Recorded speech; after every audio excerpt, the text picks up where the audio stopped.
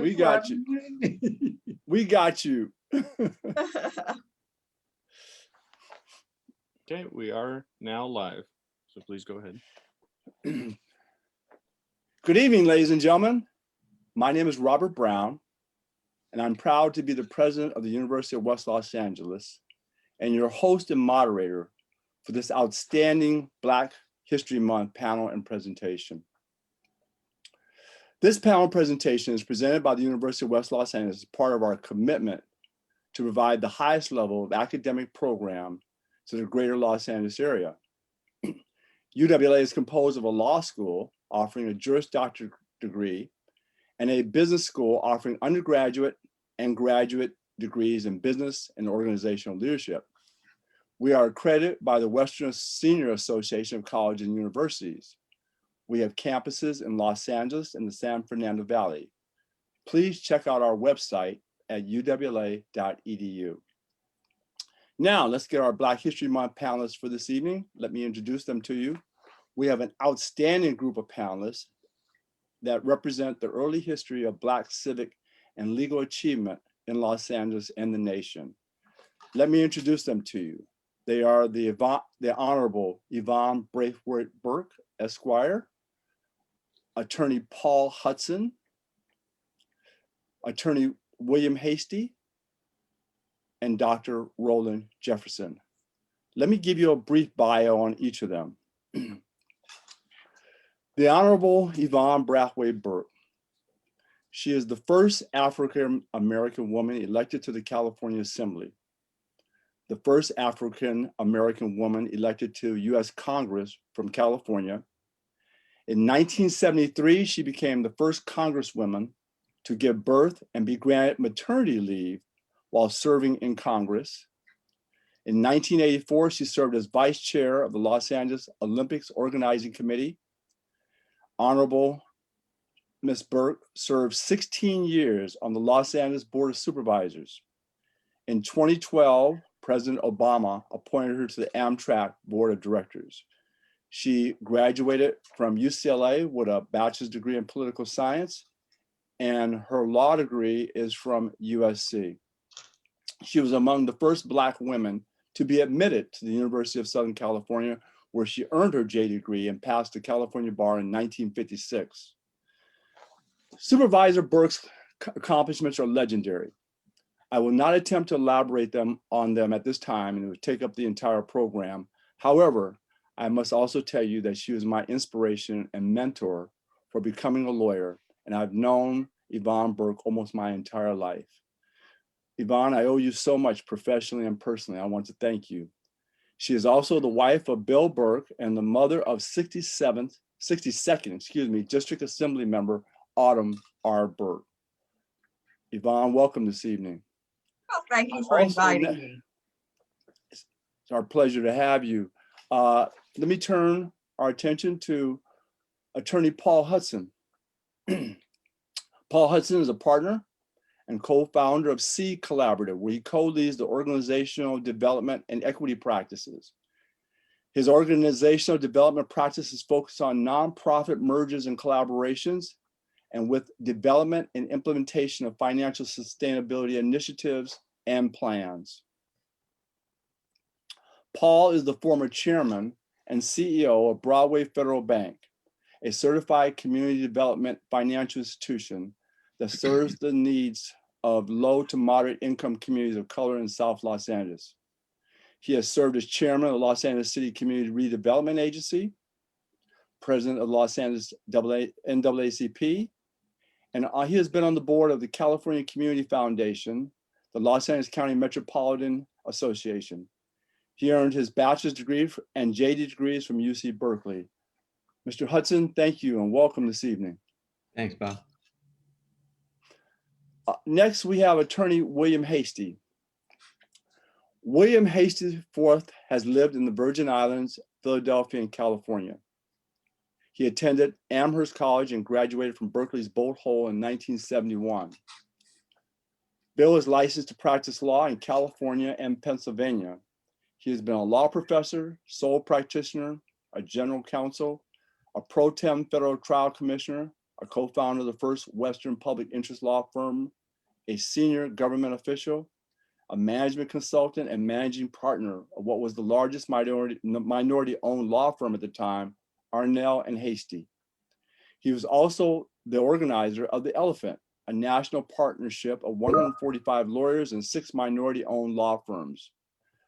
Bill has been elected to 3 professional Hall of Fames, lectured at Harvard, Columbia, Penn, Wisconsin, UCLA, Stanford, Berkeley, Hastings, and others.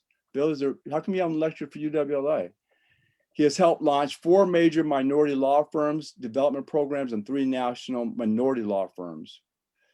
Finally, he has been privileged to have contact with extraordinary judges and lawyers, among them his father, William Hastie III, Thurgood Marshall, Bernard Jefferson, Sam Williams, and countless others. As I said, Mr. Hastie's father, William Hastie III, was a preeminent lawyer and former federal judge, and I will ask Bill to personally provide you with more insights into his father's contributions to Black history. Last but certainly not least, I'm very proud and honored to, by the way, Bill, thank you again for agreeing to be on our panel this evening. All my pleasure, Bob. Last but certainly not least, I'd like to introduce you to Dr. Roland Jefferson. Dr. Roland Jefferson is the son of the former president and one of the founders of the University of West Los Angeles, the esteemed late Honorable Bernard Jefferson, my predecessor once removed. Let me tell you a little bit about Justice Bernard Jefferson, and I will allow his son, Dr. Roland Jefferson, to tell you more about his own personal credentials. But Dr. Bernard Jefferson was born in 1910 in Coffeyville, Mississippi. Justice Jefferson disregarded the advice of a high school counselor who attempted to discourage him from attending college and went on to attend UCLA, graduating in 1931 with a degree in political science.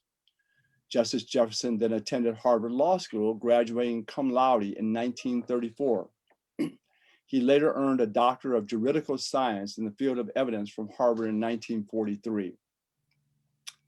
After graduation from Harvard, Justice Jefferson taught law at Howard University in Washington, D.C., and then served as Assistant General Counsel with the Office of Price Administration, a federal agency, for 2 years before entering into private practice. As an active participant in the civil rights movement, Justice Jefferson was involved in major civil rights actions with the likes of other prominent Black lawyers, including the former late Supreme Court Justice Thurgood Marshall. Justice Jefferson began practicing law in Los Angeles in 1946 until his appointment to the Los Angeles Municipal Court by then Governor Edmund G. Brown in 1959. He was elevated to Los Angeles Superior Court a year later. Justice Jefferson was appointed Associate Justice of Division 4 of the Second District Court of Appeal in 1975 to succeed his retiring brother, Justice Edwin L. Jefferson. He retired as Presiding Justice of Division 1 in 1980. He was one of the founders of the California Judges College, a 2-week program for new judges held each year at UC Berkeley. It is considered the premier judicial education program in the country. Based on the evidence course he taught in the program, Justice Jefferson wrote the California Evidence Bench Book, a 957-page treatise published in 1972. A 1,900-page 2-volume second edition was published in 1982 and has been updated every year since then. Justice Jefferson's book has been cited in nearly 300 appellate cases, a remarkable number given that generally only statutes on prior cases are cited by a court to support a legal argument. In 1982, he became president of the University of West Los Angeles School of Law. During his 12-year tenure as president, which included teaching courses in evidence and criminal procedure, Justice Jefferson was instrumental in expanding the school's curriculum and establishing the university as a preeminent institution of legal and business education in the Los Angeles community. Panelists, again, thank you. Dr. Jefferson, thank you for being a participant this evening. Oh, not a problem. My pleasure entirely. Okay, with that introduction, let's begin with the Honorable Yvonne Braithwaite Burke. Supervisor Burke, can you please discuss your background and give us some insights into your political and legal career?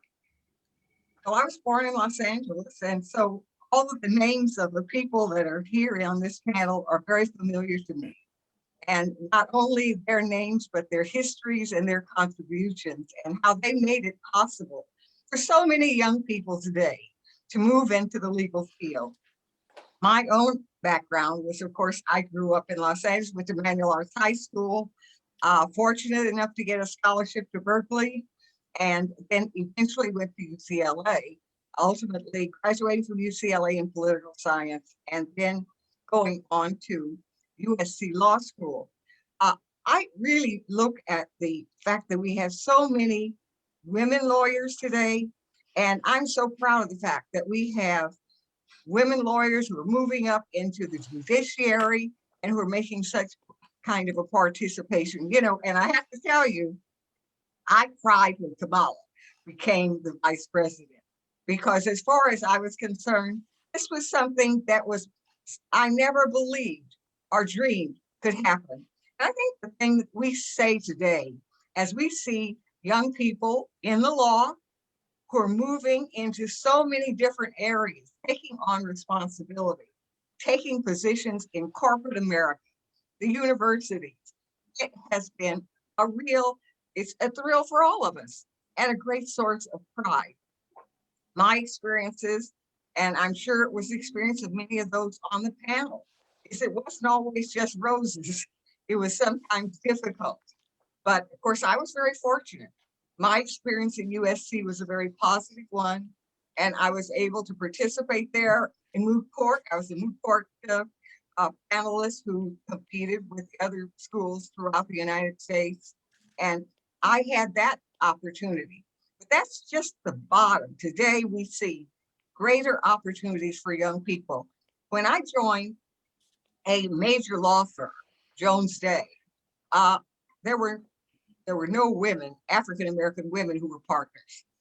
Today, we see African-American women partners in all of the major law firms. Now, they don't always get there easily. It's still not over. It's still not always that easy for people to move up and for minorities to move up and for African-American women to move up. But it's so different. And that's probably one of the reasons that the fact that Kamala is vice president, who has been attorney general and who has a legal background, is a source of great pride and a source of encouragement to many young women who say, well, it's tough. It's hard to get into these law firms. It's very difficult sometimes to even get into law school. And I really appreciate so much the University of West Los Angeles has opened the doors for so many minority attorneys to come through that kind of a training, and a very excellent kind of training, so that they could move into the entire field. I guess most people think of me as a political person, more so than a lawyer. But the reality is, once you're a lawyer, you're always a lawyer. I still don't practice law, but I'm an arbitrator for FINRA, Financial Institutions Regulatory Authority, and AAA. But I have to say, in my political career, when I look at the Congressional Black Caucus that now has 58 members, I realize that the whole political arena has opened up in many, many ways. And I like to believe I was part of that. When I was in Congress, there were only 19 African-American members in Congress. So today we see new faces, young faces, very well prepared and articulate. And it has to be a source of great pride to all of those of us who have had careers in the law, in political arenas, and certainly in Los Angeles, where we have seen those changes take place. And the people on this panel made a lot of difference and made it possible for many of those young people to move into the positions they now enjoy.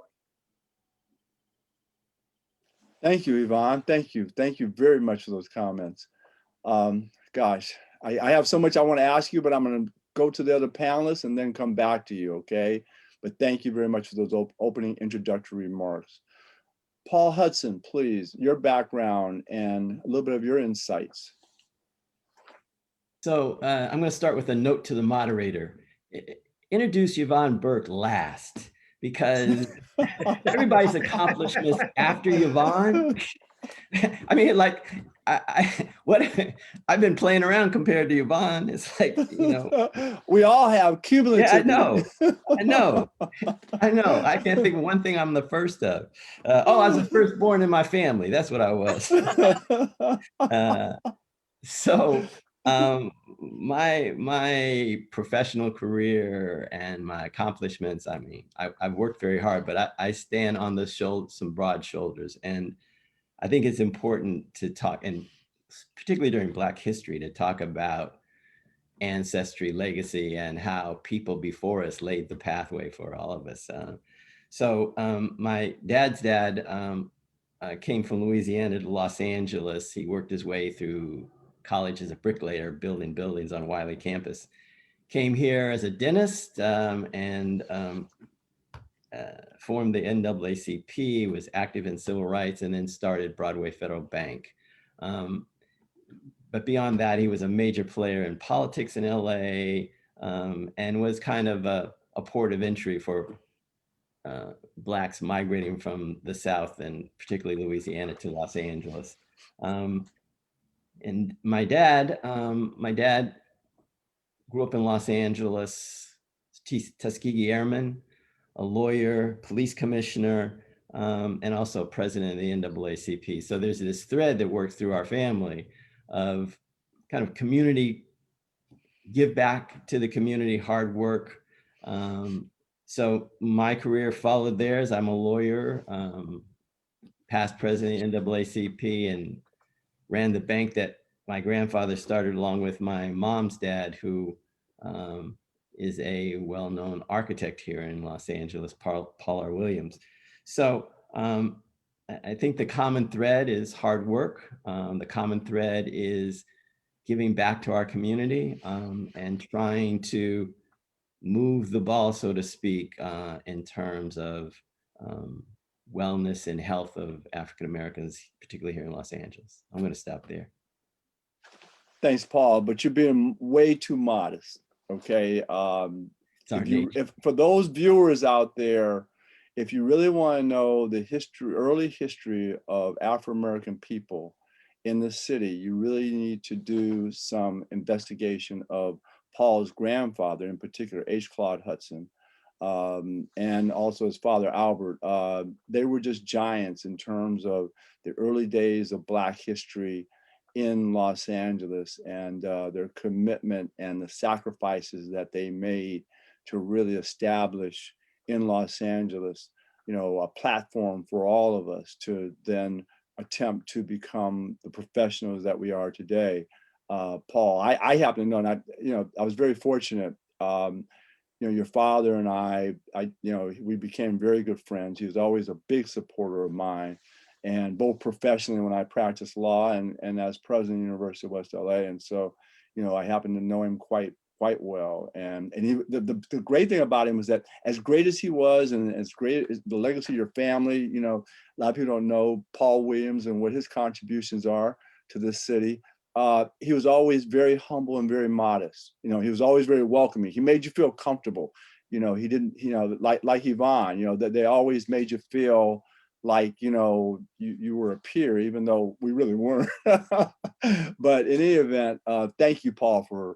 I do want to say I've served on a bunch of commissions and government agencies work, and it's all volunteer. And half of them Yvonne pointed me to. So I can credit Yvonne for filling my days, my volunteer days, giving back to the county and the city of Los Angeles. So I just want to give thanks for that. Thanks, Paul. Bill, how about you? Give us a little bit about your background and insights, please. You're the boss.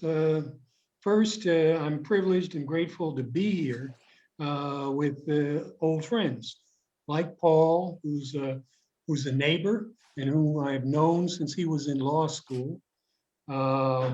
Like the supervisor, And I'll take a quick story on her that she probably doesn't remember.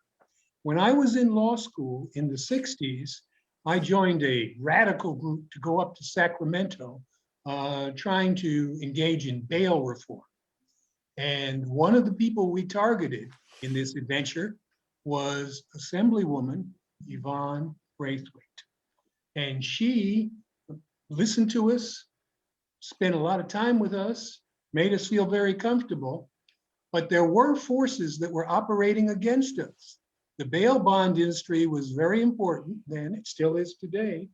And let's put it this way, we lost our effort at reform. She won her effort, and I've admired her and worked with her every chance I get since then.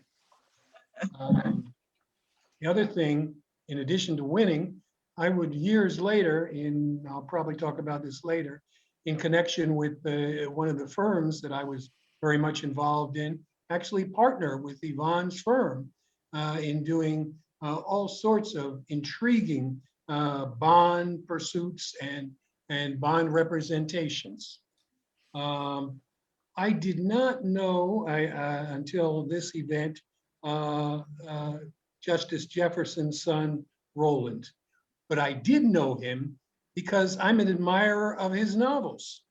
And one of my favorite novels is The School on 103rd Street.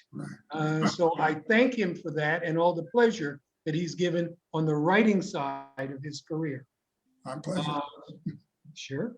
Let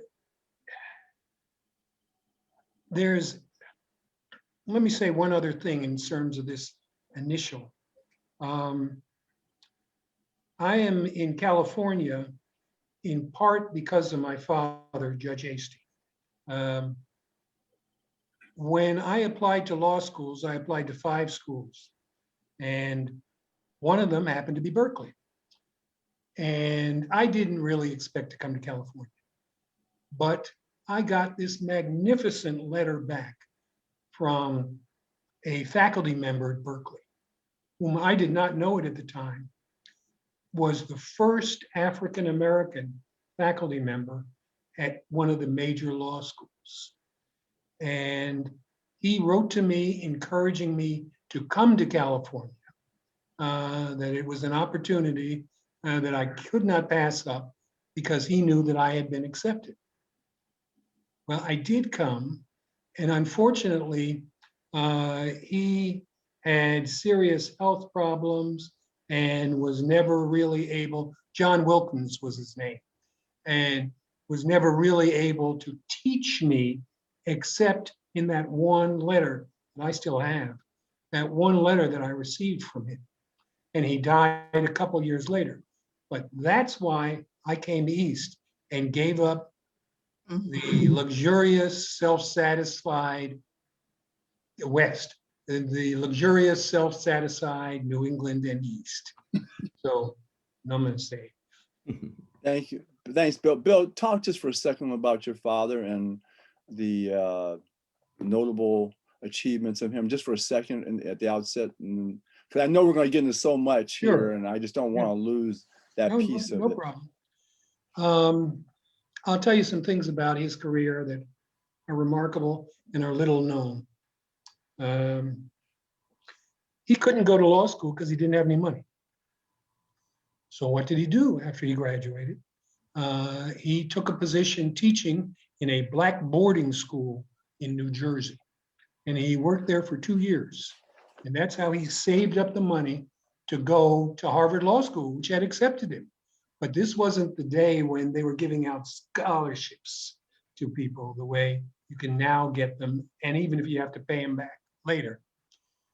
One of the things he did in that 2 years is he saved enough money so that not only could he go to law school, but he was able to send some money to a very dear friend of his who was having trouble pulling together his money to go to medical school, Charles Drew, who was one of his closest friends in the undergraduate.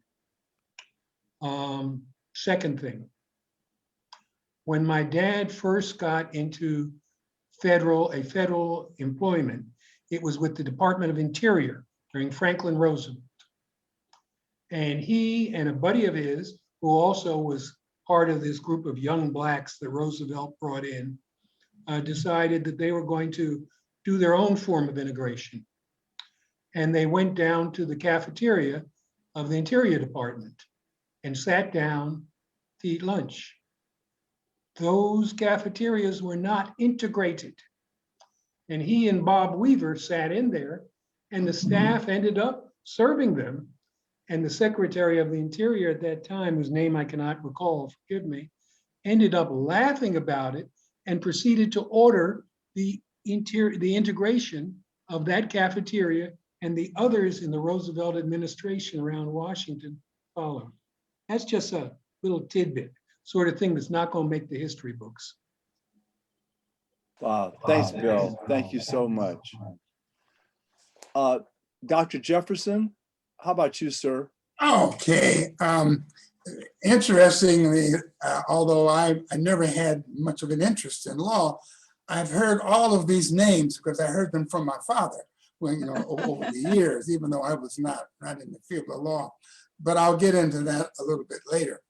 I was born in DC, but the family moved to Los Angeles. I went to LA High School. I went to USC as an undergrad and then went to Howard University where I studied medicine. I returned back to Los Angeles, and after a period of training, I became a psychiatrist. I was in the Air Force for 2 years during the Vietnam conflict, and after the 2-year obligation was up, I came back to Los Angeles and started my psychiatric practice. And I practiced forensic psychiatry for probably 40, almost 45 years. At that time, I retired and got into what was my really first love, which was writing fiction novels, which Mr. Hastie attributed to. But I'll get into that later also. You don't want to know what my father's interests were because they were very, very different. But I ended up, though I had no interest in law at all. But as a forensic psychiatrist, I did a lot of testimony. So I got an inkling of what it was like in that respect. Dr. Jefferson, tell us a little about your father. Okay. Being Sure. there at the beds, at the foot of your father. What was that like? Well, it's very interesting. I'll give you a couple of vignettes that will, I think, give you an idea. My grandmother reported that because they were from Mississippi, they're from Coffeyville, Mississippi. You can imagine what that was like during the Depression, and even before then. And she said when my father was about 4 years old, he ran down this dirt street, coming from this one-room school. They had school for, quote, colored children. And he said, I turned him down, but she was very upset with him because he lost his hat. She said, where is your hat? He said, but mother, I turned them down. And she said, I can't help who got turned down. I want to know where your hat is. And he kept repeating it. I turned them down. She said, all right, what do you mean? She said, well, I turned them down on E.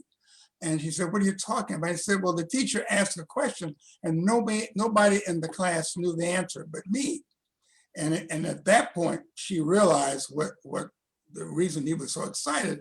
And that was her first inkling that there was something about him that was different. And she had 4 children and my father was the youngest. They were all bright, but she sensed that there was something extraordinary about him.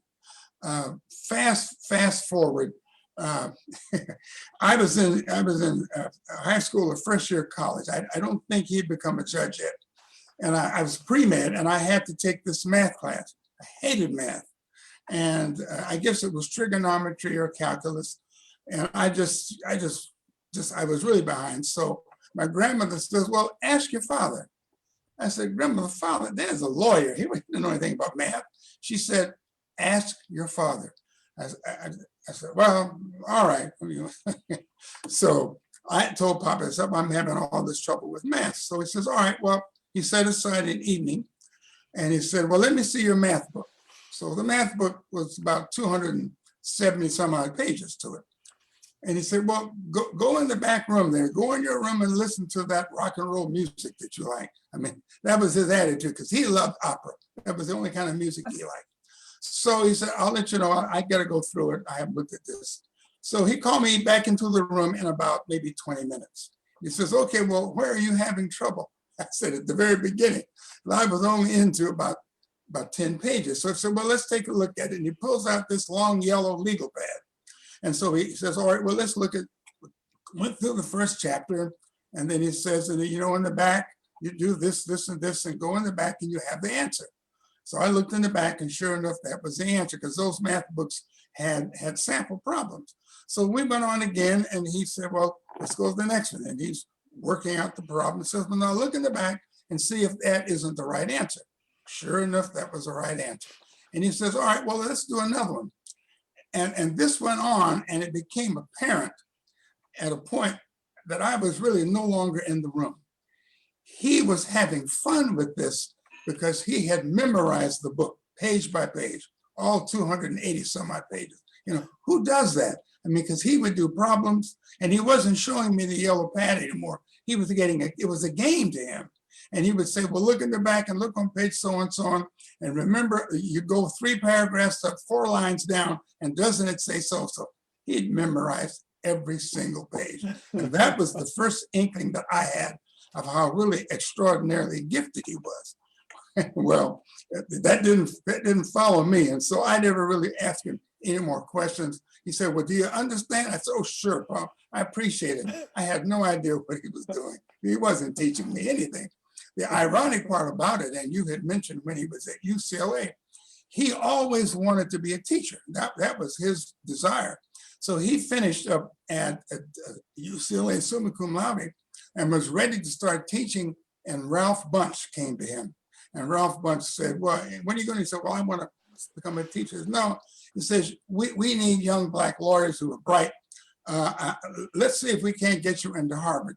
And he said, I haven't got any money to go to Harvard. He said, but we'll take care of that. Don't worry about that. And about a week or so later, he called my dad and said, well, we've got your ticket to Harvard. You got a scholarship. It's not a full ride. It's about 80%. But we've arranged for you to get a job at a laundry and you'll be able to finish. So he goes to Harvard. My dad tells this particular story. He says he was sitting in class. Now, for those of you who have seen the movie The Paper Chase with John Houseman, you remember that was about law school. Houseman is this professor, and he goes, the kids are all in an auditorium, and he goes through each kid asking a question. And for those that didn't know the answer, he would call them out and call them stupid or what have you. Well, my dad said at Harvard, he was the only Black. He was the only Black in his class. Blacks had gone before Harvard. And that's where I heard about William Hastie, because he mentioned someone named Hastie and what have you. Well, he was in the first year class, and the instructor was going down each row. He would call each kid and ask them a question, and the kid would answer. He skipped over my father and started the kids on the other side. And this went on for the whole semester. He never called on my dad. So my father called his mother. I said, Mom, I said, I don't think I'm going to pass the class. This guy is really prejudiced. He doesn't like Negroes, what have you. She said, well, just stay in the course. Don't worry about it. You have the scholarship, stay there. At the end of the semester, when they posted the grades, he got an A. And he was really bothered by that because the professor had never called on him. So he went to the professor's office and asked him, how did I get an A? You never called on me. He said, Barney, that was his name, Bernard. Barney, your reputation precedes you. I didn't have to call on you. I knew that you knew the answer. And all the papers that you submitted were superb. I've spoken to all your professors at UCLA, so I knew I didn't have to waste any time with you because you knew it. I had to waste the time with these other idiots that didn't know anything. So he said that was his experience at Harvard. He was a person who just loved to read. I mean, I guess it was an addiction. And the reading he almost missed out on meeting my mother. My grandmother tells the story that while I guess he was a senior at UCLA, and there was an AKA, for those of you who were watching, is a Black sorority named Alpha Kappa Alpha. And there are Black fraternities. And my father and his two brothers were a member of Kappa Alpha Psi, as am I, and as is one of my sons. But there was this sorority party and everybody's going but my father. He said, well, he's going to the library to study. My grandmother said, what do you mean? You need to go. He said, you've been studying all the time. You study around the clock.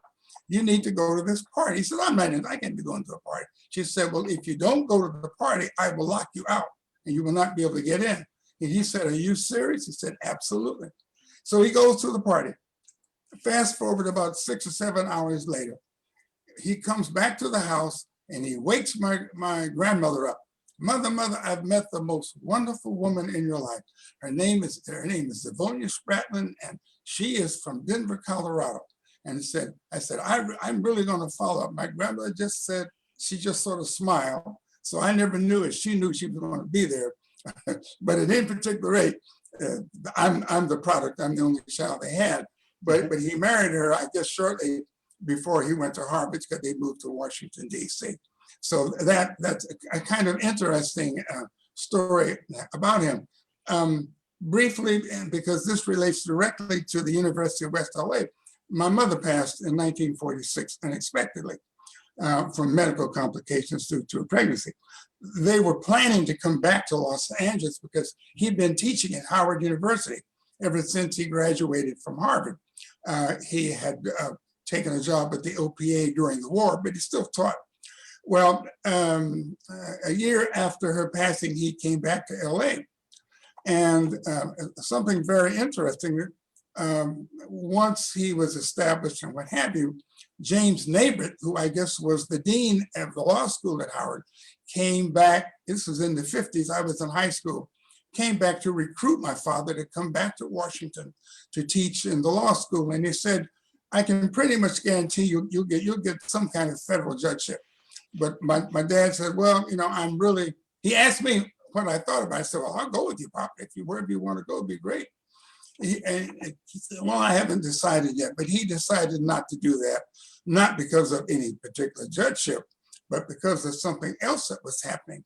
My grandmother mentioned to me, and this was really after this failed tutoring episode where I didn't learn any math from him. She said, well, your dad is unusual. He's working on something that's going to be in law. It's going to make him famous. I said, like, that's going to be famous? She said, yeah. I said, well, what's he going to get on the Supreme Court? Oh, she said, I don't know about that, but he's just doing something. I said, you watch. Well, what she was talking about was the California Bench Book of Evidence. That's what he was working on. And of course, it happened exactly as he said. When my father passed, and during his funeral, there was a student from University of West LA who came up to him, I'm getting it backwards. A student who graduated from University of West Los Angeles got up and spoke, and he told the story that his wife had died, and he just didn't think that he could continue because it was just so overwhelming.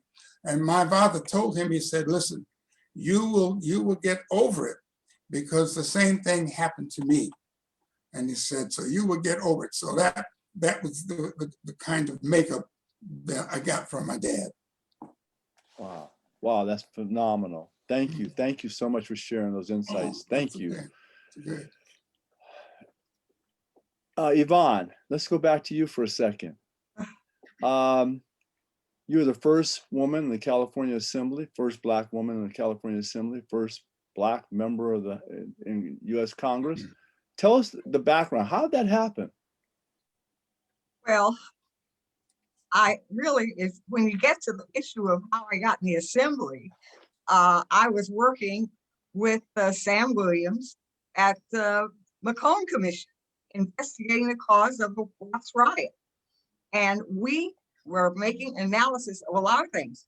Some of the things that, Paul, you probably are very aware of, that there had been inability of African Americans to get loans for houses in many parts of Los Angeles.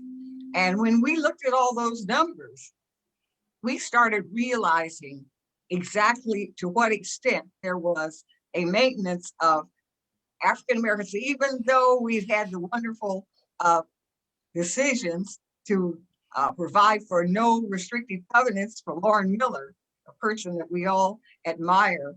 And as a result, we started looking at those issues and other issues on crime and a lot of different issues in terms of the judicial system.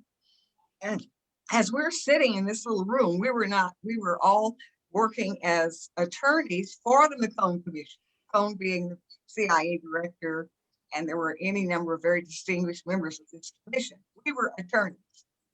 And as we looked at the numbers, we realized that there should be African Americans elected to state offices.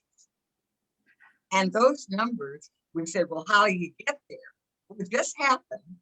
During that time, the assemblyman who represented the district where I live not resigned. He decided not to run. But they had, you may remember Jess Unruh, but he was a powerhouse in California. He was the Speaker of the Assembly. He had designated a friend of his to run for that office and to become the assembly person. And he was, that person was working for the savings and loan industry at the time. So it was just also just accepted that this white person who was designated by the Speaker would become the assemblyman. Well, all of us got together, we worked, we did, door to door kind of stuff. And when it came to the election, I won. And it was really a great surprise to the white political structure. And at that time, of course, there had never been a Black woman in the legislature. So I can remember Jess Unruh called me into his office, and I was very impressed. He moved from around his desk, sat down next to me. He said, "You're here now. There's nothing I can do about it. But let me tell you this, if you ever go home," his district was Inglewood, right adjacent to my district. "If you go back and talk about anything you see here, I'll ruin you for life." Whoa. So I realized that I was in a new environment and one where I had to walk softly, but I got good committee assignments and I never told anything I saw. And I did have excellent committee assignments and I became the chair of the committee. So I had a wonderful experience in the California legislature. And Merv Dimely, you can remember, was the senator in the area adjacent, and he was someone who was going to run for Congress that he was supporting, Billy Mills, judge. And they more or less had it put together. But I worked hard to change the district, and I got a district that was more integrated, let's say that, included the West Side, and that's how I got elected to Congress. So, I'm not saying that everything fell in place for me or that I had tremendous support from political structure. But I think that in some ways I knew how to find some of the bright people around, and those bright people were willing to help me put together all of those things that are necessary to compete in the political industry right now and the whole political arena. My daughter, of course, is in the assembly, and it's a different place now. There are many women, there are many African-American, no, they're not any African-American women, but there was one who was appointed to the Secretary of State position. So it's a different day, but it's still not what we would expect it would be at this time. Thank you, Yvonne. But I must also add, as Bill and Paul, I'm sure will attest, whenever you were dealing with Yvonne, you knew that she was the brightest person in the room. Okay, you knew that she was twice as smart as all of us put together. So let me tell you, you had a lot of great people around you, but everybody knew that whenever we came to you for whatever reasons and for whatever analysis, that we had to really bring it. Okay, and you made all of us better by virtue of what you commanded of each of us. So thank you again. Well, you represent a source of great pride to all of us. because you represent that generation that we knew could make great contributions if they had a chance. And many of us had to fight and do a lot of things to get where we were, and we had to address the system in many ways. Most of us were involved in civil rights movement. Most of us were marching. We were involved with all of the people of that time and across the nation. But we knew that if we didn't do it, no one was going to give anything to us or to anyone that came after us. Wow, thank you. Thank you. I must share a little anecdote if you don't mind.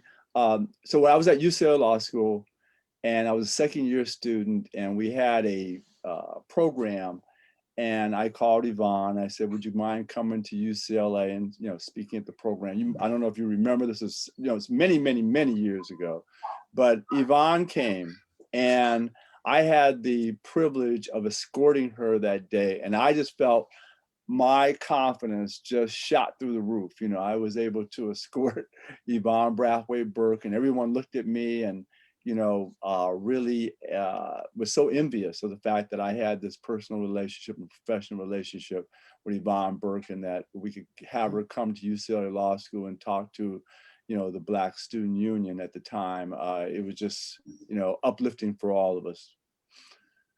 Paul, tell us about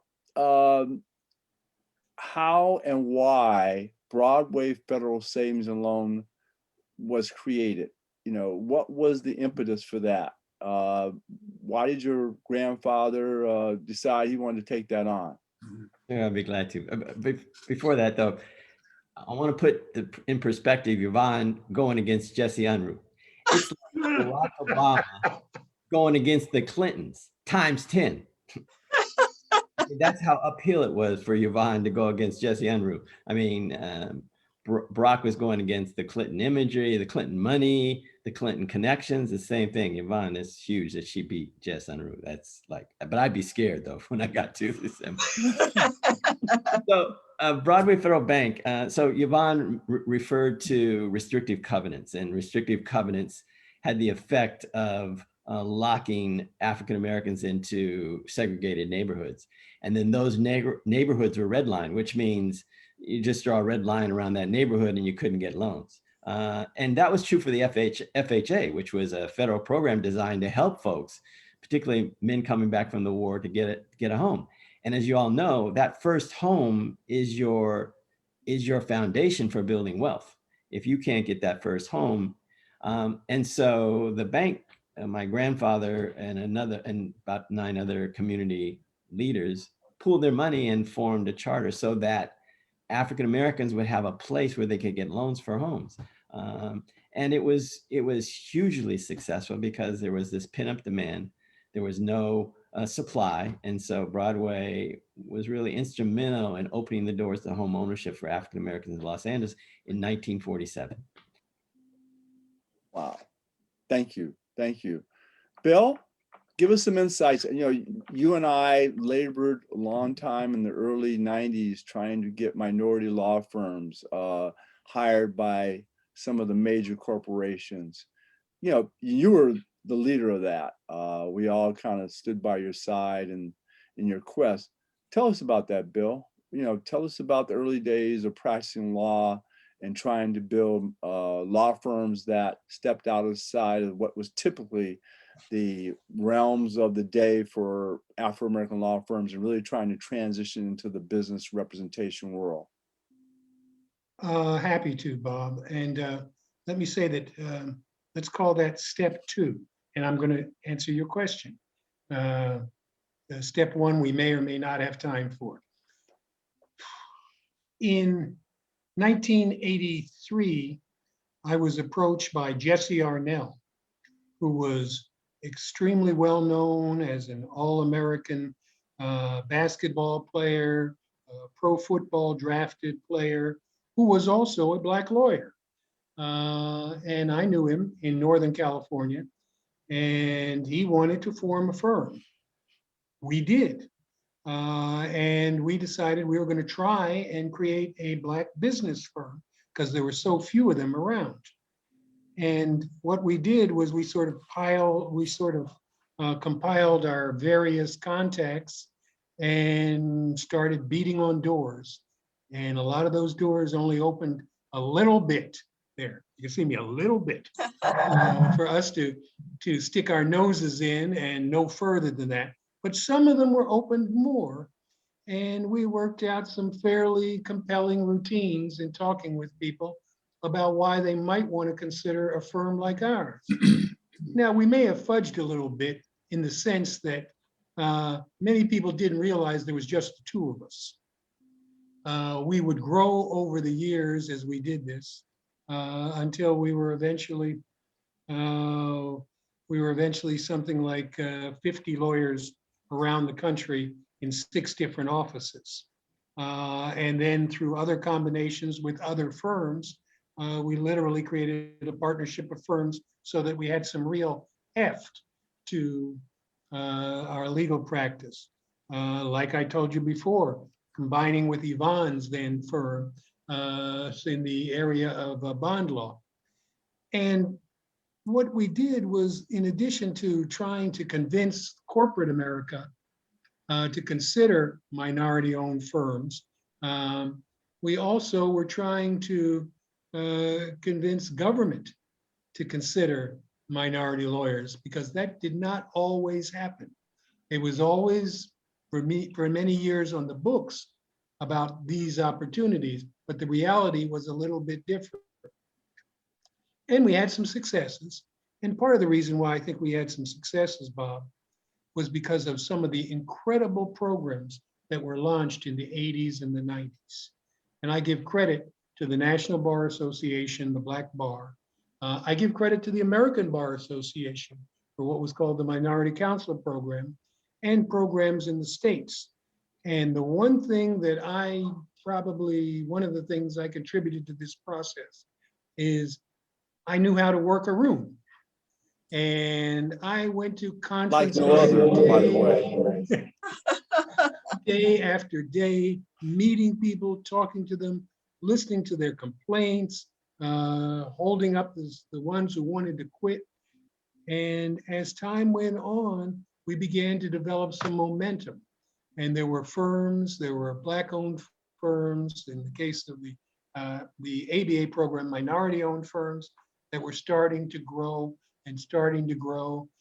And most of us adopted an attitude that I pushed, which was share it. Don't try and hide the ball.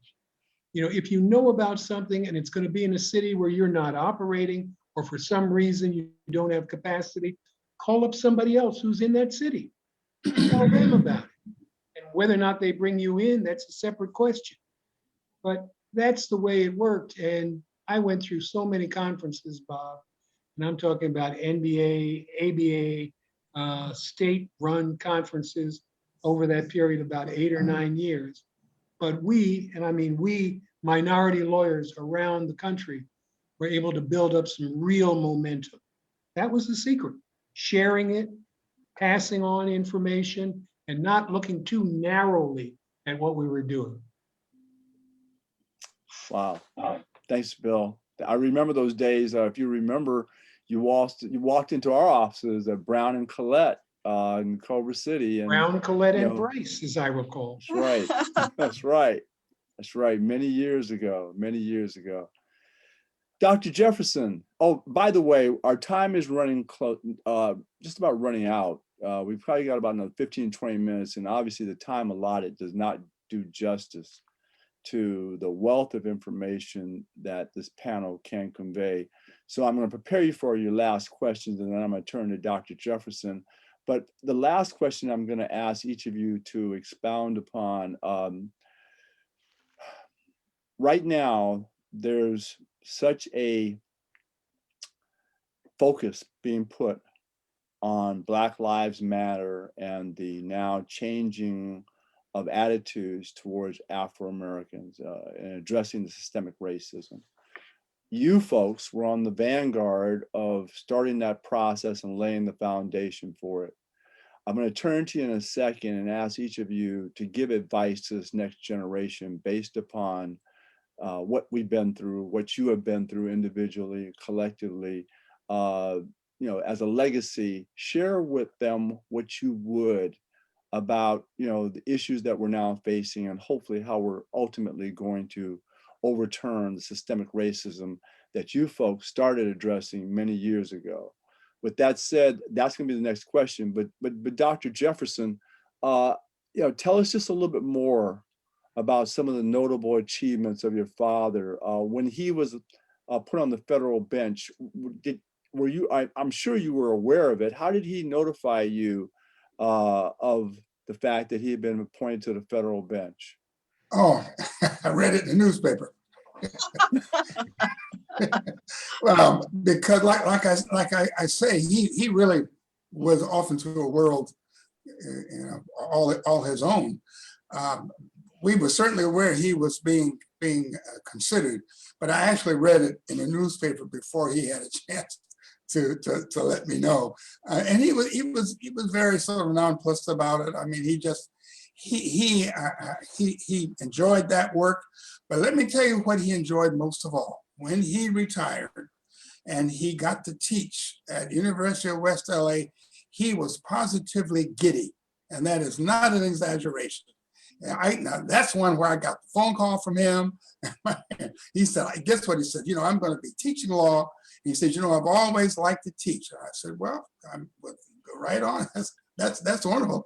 And he said, well, and then maybe one of these days I'll understand some of these books you write. They were vastly different than the kind of books that he had written.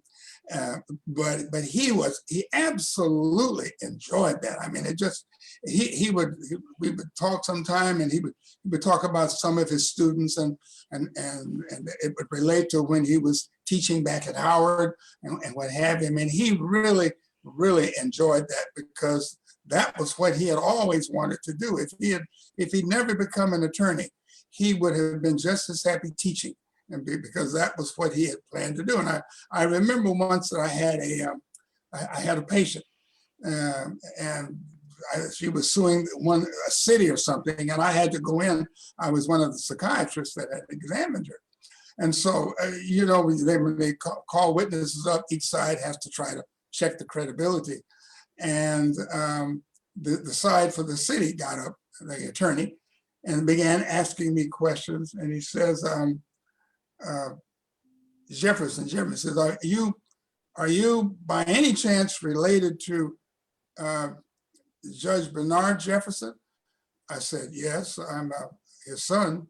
And he said, oh my God, no further questions. So he was held in very high regard. I had another time that I was in court, and I had to testify on behalf of a patient. And for some reason, the judge called the attorneys to the bench, or I guess you call it a sidebar. Is that the term that they use to call it?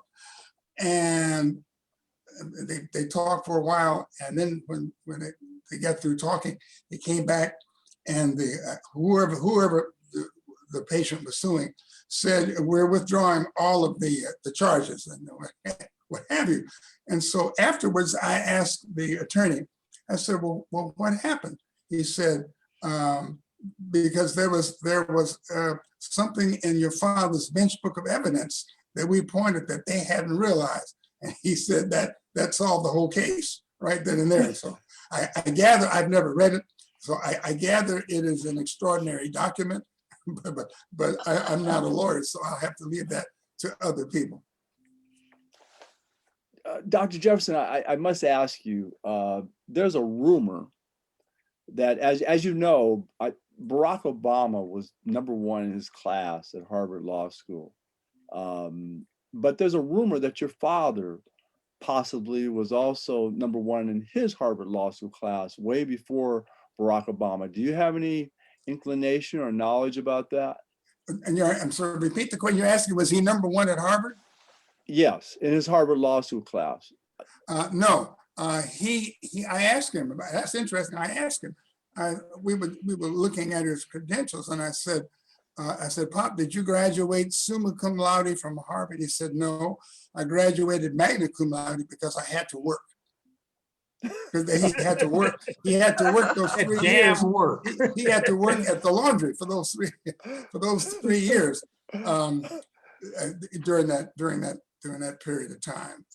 One other vignette, just briefly, as the war was beginning to wind down, they were beginning to draft individuals that had families, and my father tells me that he really became very, very anxious, because that meant he had a number of friends who had been killed in the war.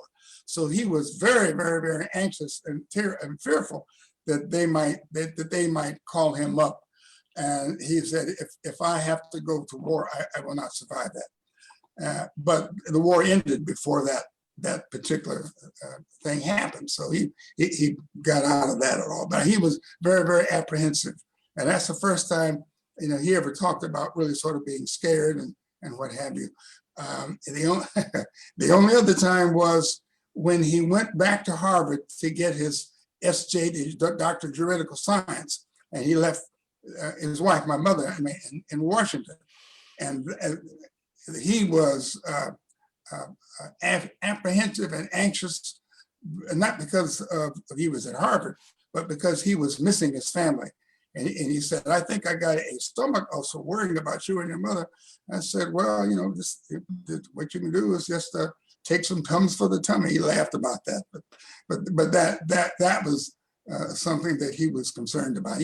He said, I was the longest year. He said, I was so glad to get back and go back down to Washington. Wow, that's spectacular. Thank you very much. Thank you. Okay, we've got about 15 minutes. Let's, if you can leave some comments from our generation to the next generation, what would they be, Yvonne?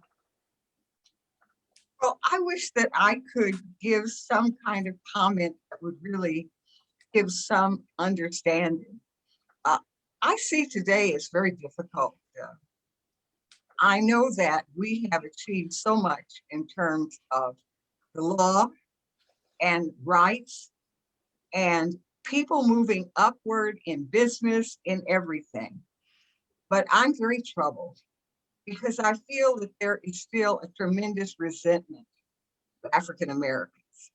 I think that when I saw what happened at the House of the Congress, and I saw the statements that people made, and I saw that they did not represent a few individuals.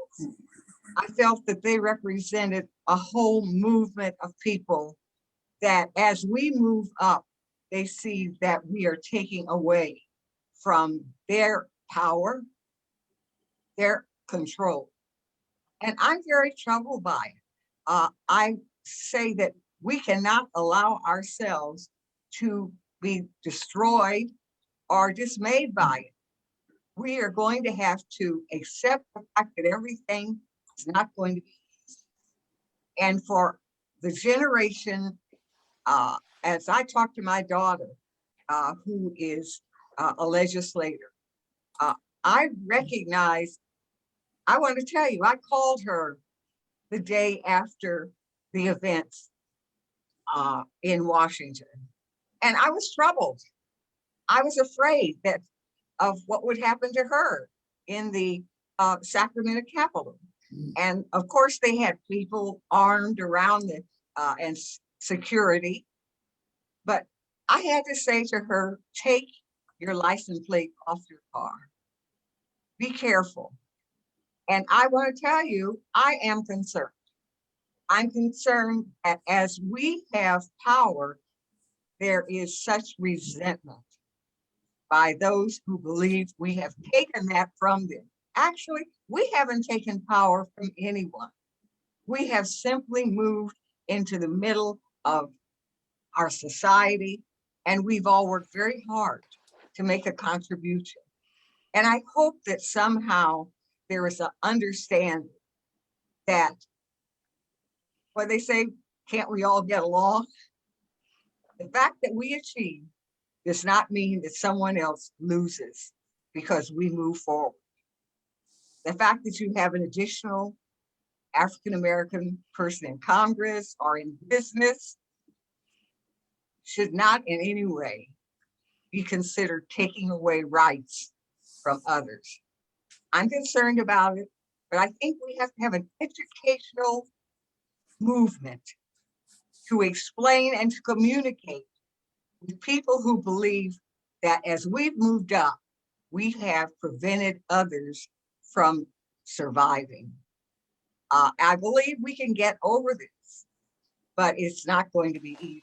And the day we saw in Congress people with Confederate flags, I would never have believed we would see those flags in the Capitol.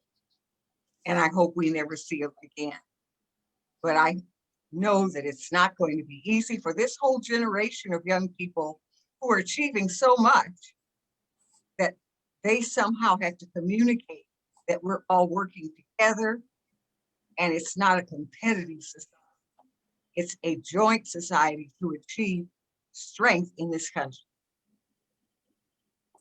Wow, thank you, thank you. Those are wonderful comments. Thank you, Yvonne. Thank you very much. Paul, how about you?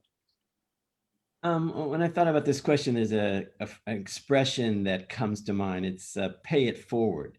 What it means is the benefits you get, you pay forward to others. And so the way I manifested it in my life is the reason I got involved in the bank is because I figured my family invested a lot of time and energy in building this bank, and I wanted to move it forward for others. And I think for young people, that's really the message. It's when you have benefits, you pay it forward for the generation coming behind you. It's like it's just a way to move not only our culture and our people, but society. So I do everything I can, as much as I can, to make it better for folks that are coming with me and coming after me. Wow, thank you, Paul. Bill, how about you? Couple of thoughts, Bob. Early on in my private practice, I represented individuals and organizations that wanted to integrate the San Francisco Fire Department, which had one Black among 1,800 members. And also, I represented young Black cops who wanted to get more Blacks into the San Francisco Police Department. There were a lot of things I learned as a result of that experience that I didn't expect to learn. One was that you had to build coalitions. Within Blacks, with other minorities, with women, particularly in employment law where I was operating, if you're going to be effective. Because effective is not just winning, but making it continue onward. I mean, you might win in court one day, but you want something that's going to continue on in an institutional fashion when you're trying to achieve these results.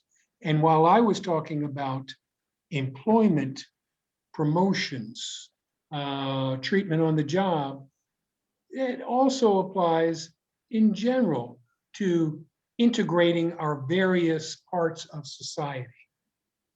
So I guess the message that I'm talking about is reach out, particularly to people that you don't think you'll get along with or you've never gotten along with before. Give it a chance. Be willing to suppress some of your own ego, because that's part of what it is when you're clashing and constantly fighting with the other side. They may be terrible. Don't forget that, but try and work with them to some extent. Don't just simply reject it. And with all of the talk about reparations and reform of police, that's the sort of thing that I think we have to keep in mind. It's not just a 100% or zero game. It's got to be something in between there. And it's easy to lose track of that, and you become less effective. And the goal has always been not to win, but to be effective in accomplishing something. Thanks, Bill. Great wisdom. Thank you. Can I make a comment? Dr. Jefferson? Yeah, there was, from a mental health standpoint, there was a Black woman psychiatrist named Frances Cress Welsing who predicted what has happened. And we're talking 30 or 40 years ago. And you can observe, she wrote a number of books about it, but you can observe her, she's on YouTube. But she predicted that as the Black and brown population increased, the white population was going to become minority, and that was going to set a lot of things in motion. We have to really be honest. The 2016 election was all about race. You have to, that's the only way to look at what's really happening now. It's all about race. The attempted coup on the 6th of January was all about race. Yeah, let's not kid ourselves. 74 million people voted. That's a lot of people that voted on that one particular subject matter. Now, there weren't 74 million people at the Capitol, but that represents what Ms. Burke said, that there's a great deal of anxiety that whites, they see the handwriting on the wall now, and that they know that within 10, 20 years, they're going to be in the minority, they'll have less voting, etc. They cannot see themselves living under Black rule. That's really what the fear is. There's no basis for it. You look at South Africa, Mandela got out, and that company has survived with both races being integrated. But what Representative Burke is talking about was everything now is being filtered through race. And it's good that we have to talk about that. I think that people have to be aware that probably a lot of organizations like the Black Lives Matter and what have you, a lot of them are infiltrated, some by government agents, some by agent provocateurs, anything to try to disrupt what's going on. But I mean, there are, as has come out, there are people who are seriously desirous of turning America or part of America into a whites-only state. They really want that. That is not an exaggeration. Don't kid yourselves. When they went into that Capitol with zip ties and things, there were a lot of people who were going to get killed, because that's really what's going on. The attempted kidnapping of the Michigan governor, all of that's going on. That's all around us. So we really have to be very, very vigilant and honest about what's really going on in this respect. My philosophy is that we survived slavery, and we will survive the pandemic, and we're gonna survive all this racial stuff, because that's the nature of African American people. We're gonna survive that. Wow. Thank you, Dr. Jefferson. Thank you. I'm gonna take executive liberties here. I know our panel is supposed to end, but with such a wealth of information and knowledge and background and history, I've got to ask you just one last question, if I could. And that is, very briefly, your most notable achievement. When you think about the contributions that you've made during the course of your career, what sticks out to you as your most notable achievement? Let me start with you, Dr. Jefferson, you and your father. What would you consider your most notable achievement? You mean my dad or mine? Both. Both. Well, I think my dad's most notable achievement is the California Bench Book of Evidence. I think that really sets him apart. My notable achievement really is in helping. I mean, I was a psychiatrist for 40 years.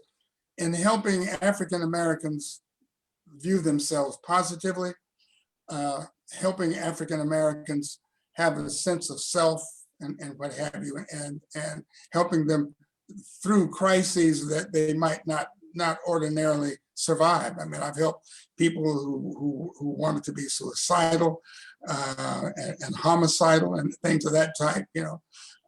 So I would just have to say my contribution. My office was in the inner city for the entire time on Crenshaw Boulevard. I never moved it. And I enjoyed the work. I mean, I enjoyed being able to help people. A lot of African Americans never been to a psychiatrist, and they feel stigmatized and they're terrified. And you have to do a lot to help people overcome that.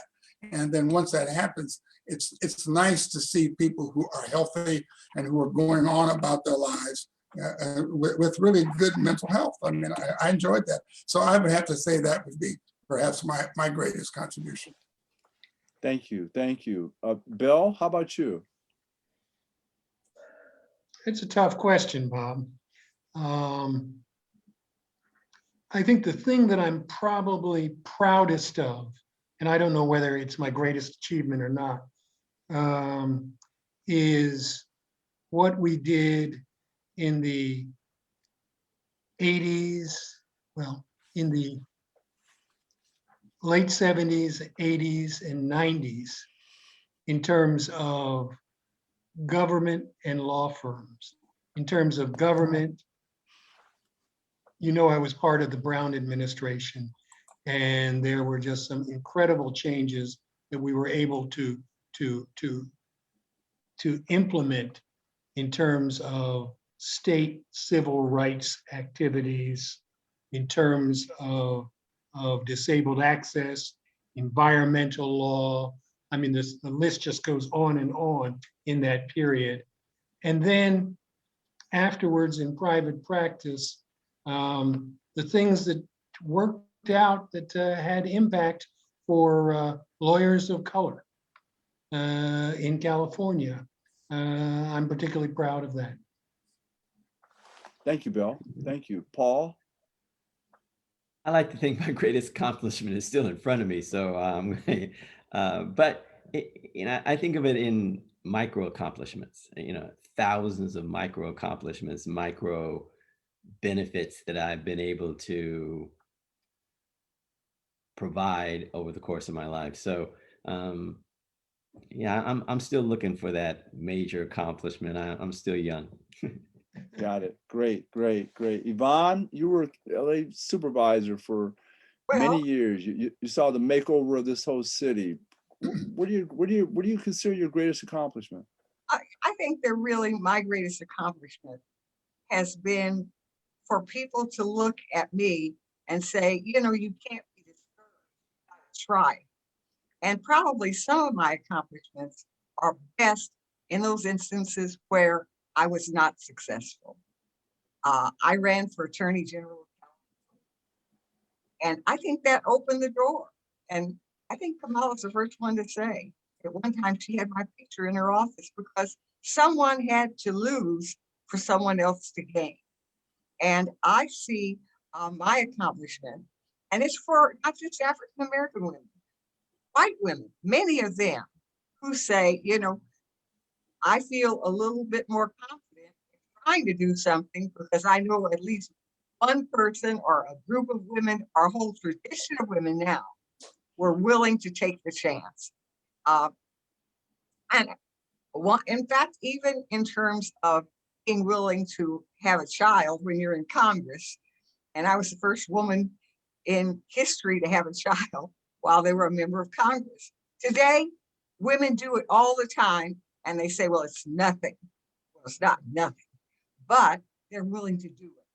And I see that as one of my accomplishments. And inevitably, when young women mention in terms of their future, they say, well, you know, I feel confident that I can do whatever I want to do, and I can have the life I want, because there are those before me who were willing to do that and who achieved it.